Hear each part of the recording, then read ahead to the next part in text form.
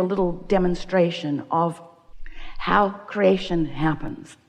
And we're going to tell it to you in a sequence of conversation that will open within you an awareness that will make what we're going to say next and all the rest of this morning together, it will make it make sense to you in a way that perhaps it never has before. You understand the concept of momentum. We like the analogy of the car at the top of the hill.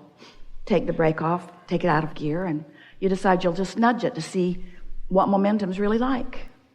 So you nudge your car, and it begins to move over the crest of the hill, and then you realize you don't need this demonstration. You know from life experience what momentum in this case will be.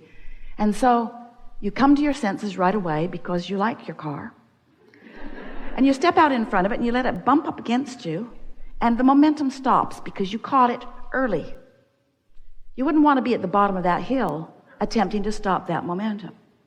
So when we notice, or you notice, that you've got a belief going that doesn't serve you, and we say to you, it's simply a momentum of thought that isn't serving you, part of you wants to argue about it because you believe it because it has been happening. It's a reality that you've observed, and so therefore it seems like it should be believable.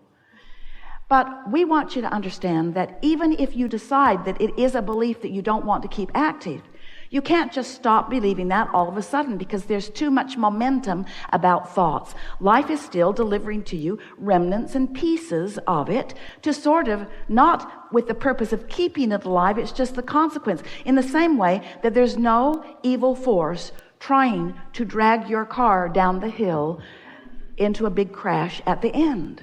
It's just a natural consequence of momentum.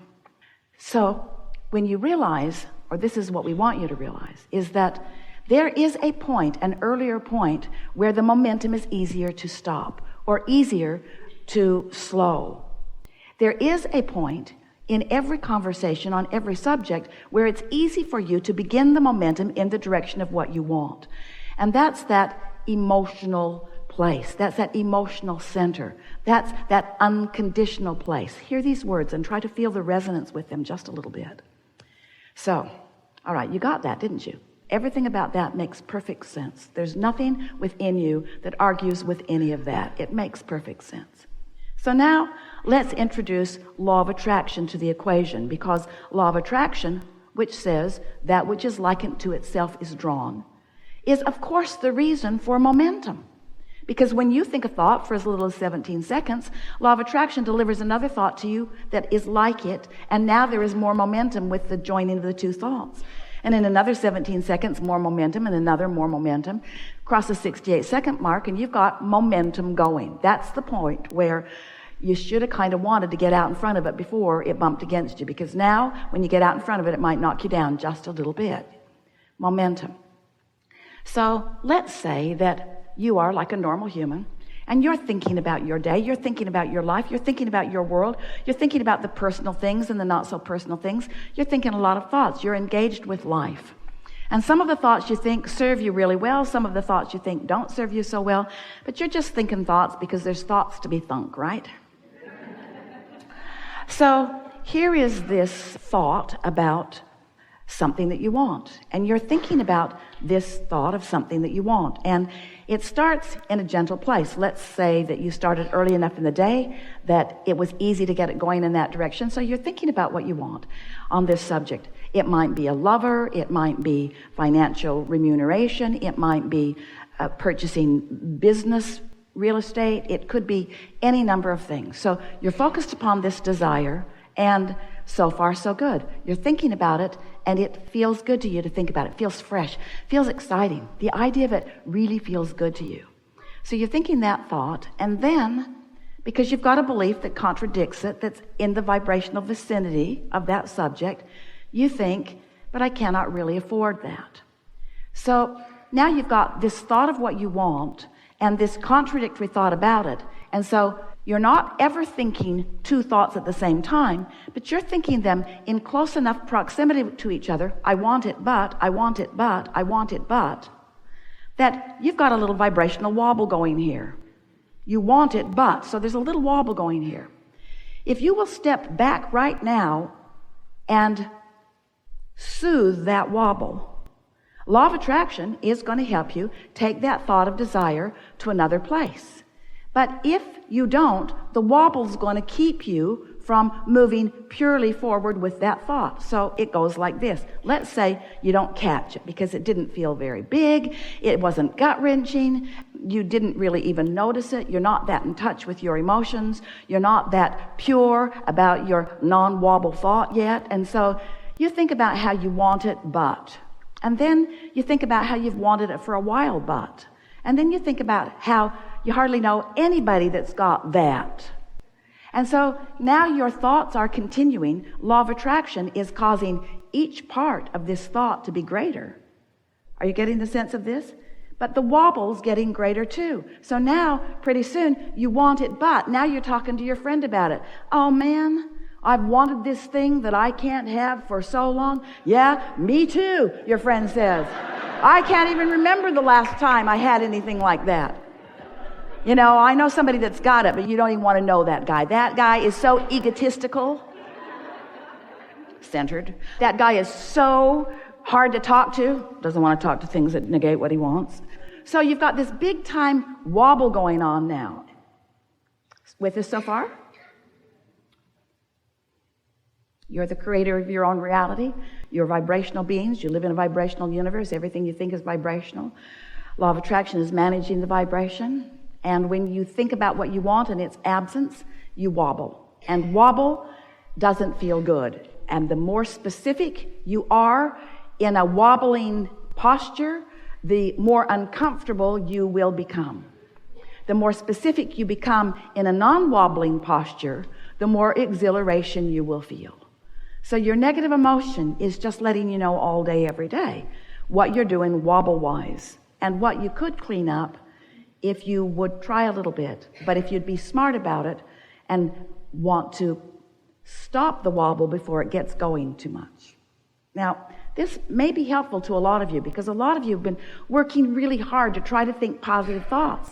And sometimes you say, but it's more like my thoughts are thinking me. It's like my thoughts are thinking me. And we want you to realize that's never the case. But sometimes the momentum makes it seem that way. So the rule of thumb is to get as far into the good feeling thought as you can without wobbling. And in the moment that you start to wobble, back up from it just a little bit. Back up from it just a little bit. So we can feel you're with us so far. Now I want to introduce into this conversation another subject that you as humans have been talking to each other, talking about for a long time. And that's the subject of unconditional love. But you have been misunderstanding completely, almost to a person, what that even means. Because what most of you think unconditional love means is you see that jerk doing something ridiculously awful and you say, I love him. Because by the time he feels like a jerk to you, you're wobbling and you are not in a place of unconditional love. It's gone too far before you caught yourself in the middle of it, you see. So what unconditional love is holding vibrational alignment with who you are, no matter what the conditions are around you. It's a steady footing no matter what. Someone said to us the other day, Abraham, how do you get rid of doubt? And we say, we love you so much and you're not going to like us very much after this answer. But the way you get rid of doubt is before it starts. Because if you wait until you're wobbling that much about something, now you just can't turn around on a dime like that. It's not likely that you're going to change the thought. You have to start at an earlier place. So that's why we wanted to demonstrate for you this wobble as it gets out there further and further with more details, more distance between what you really want and who you really are and what you're believing in this moment. Big time wobble in your vibration. So unconditional love, you can understand this, you'll get it easily if you just think about the emotion rather than the details that are causing it. If you just think about how you want to feel rather than the conditions that cause the way that you feel. Just go there in your mind for a moment. Just think about what it feels like to feel love.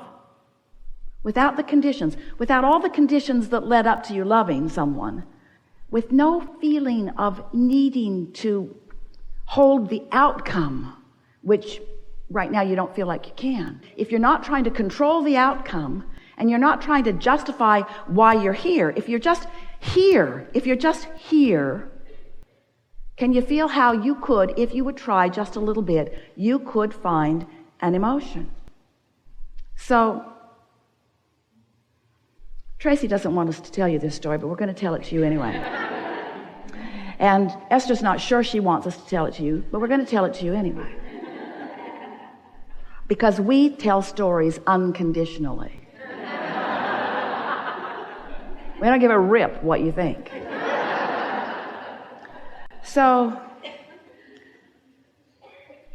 Esther and her family were at the Spurs game the other night. Spurs are the basketball team in San Antonio. And they are in the championship. It's the finals. And it was the first game of the 7-game series. And Esther is hooked on it. So they are at the game. And the air conditioner in the stadium was not working. And there are 18,000 people in there. And it was hot. San Antonio. So everyone was fanning themselves. And the crowd was having a good time. And they are playing the Miami Heat, which Esther blames them for the heat. So the game is unfolding, and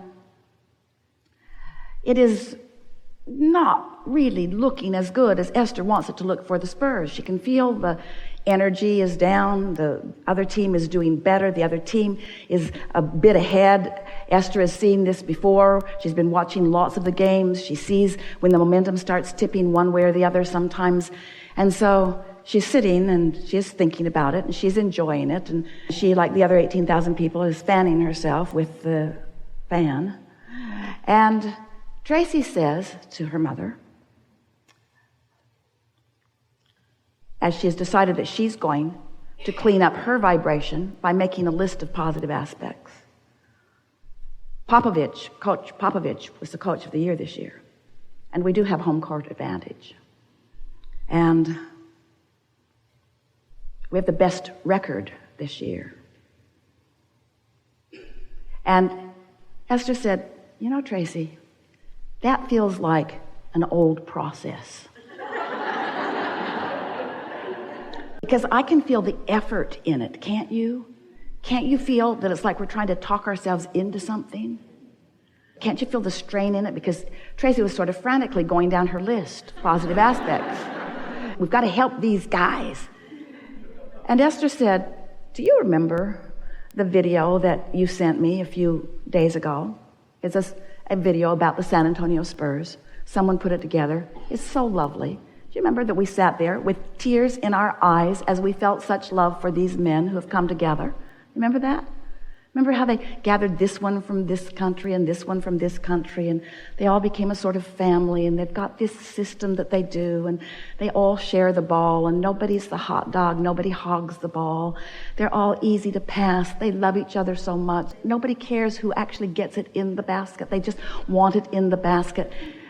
And so just with that, remembering how they felt when they watched that video that brought that feeling of love forth within them as they watched it, they sat there in that feeling of love, and then, boom, 13 points right away. Right away. Tracy looked at her mother. Esther looked at Tracy.